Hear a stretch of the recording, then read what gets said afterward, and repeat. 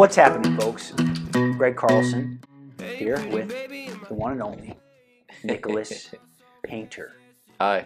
You folks are never gonna guess what this guy does for a living. Go ahead, take a second, guess.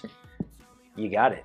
You got it. He's a painter. What we're here to do today is inform the public, because this is something I feel like that gets overlooked for every single homeowner out there, unless for some reason they have a superior knowledge in the subject. What I want to do is educate folks on paint. And quite frankly, I have no idea about the subject. I know that you pick the color, you pick the brand, and you roll it on. Right. Right? Yeah. So why don't you educate the folks on what else there is when it comes to paint? It's important. It's an important subject that should not be taken lightly. Why is that? You know, the cheap paints out there that most people use, Right? are filled with toxins.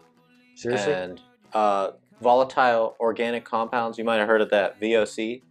Now I have, and I'm sure Yeah. folks have as well. Yeah. You might have heard of that. Yeah.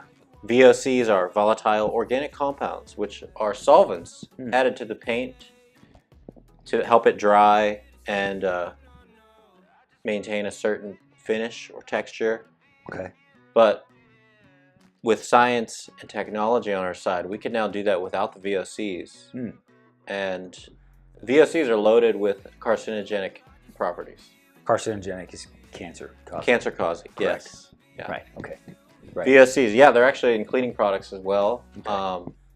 Sprayed on furniture, all kinds of stuff. Most house paints are acrylics or latex, which are plastics. So they dry like plastic and they off-gas for up to like 3 years. Nick, what got you into eco painting opposed to regular painting? What's your driving factor behind doing that as opposed to just picking any other type of paint out there? So I worked with my dad and my brother, and we did new development condos in Western PA. And I always liked painting, like I said, but I never liked the way it made me feel, because you'd end up with paint covered in paint at the end of the day and just have like this subtle mild headache and maybe like a little bit of nausea. Right. At the end of the week, like every week. Especially with all that off-gassing going on. Exactly. And Okay. that's what I didn't like. Sure. So when I decided to start my own painting company, I just decided to go with eco-friendly stuff because I wanted to look out for myself, my health, and also the health of my customers and clients. What happened was you wanted to continue painting, but you didn't want all the negative side effects Exactly. because you were feeling them Yeah. on a daily basis Yeah. whenever you would paint. Yeah. So you switched up to the eco, and now you feel a lot better, Yeah, I feel great. right? And I always heard, oh, that eco-friendly stuff doesn't work as well, and it's way expensive. Is it? No, it's basically the same price, and it works better. Yeah. To recap, you get what you pay for. You get what you pay for. Now, what I want to know here is, what are some kind of qualities that differentiate high-end or good paint versus cheap, not good paint? A big thing is finish. Finish, what does that mean? When you paint a wall, the end result is the finish. Some walls have a gloss to them. Like in bathrooms, you want to have a little bit of a sheen to it. Yeah. So that the paint doesn't absorb moisture. A sheen. It's kind of like a shield. Okay, very good. Very good. Most trim paints, or most trim indoors in houses are painted with semi-gloss because it's more washable, basically because it's plastic. Seriously? Yeah. All right.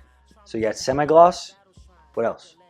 You got eggshell, Eggshell. which is one down, little less glossy. Or matte, It's closer to matte, not quite. but not quite. This is eggshell, Okay. and that's what most builder grade walls are, is eggshell, because it's kind of washable. And then you got matte, And then flat, flat, flat. Flat, you can't wash.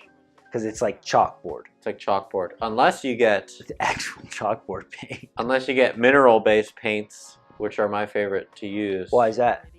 So instead of drying like plastic, they dry like rock. That's interesting. And you can get a flat finish that's highly washable, mold resistant. Oh. And just an incredible finish. You know, it lasts forever. Now is that a... And it's non-toxic. It is. Okay. No VOC. Good.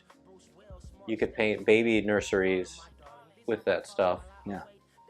And the baby could be sleeping in there the next day.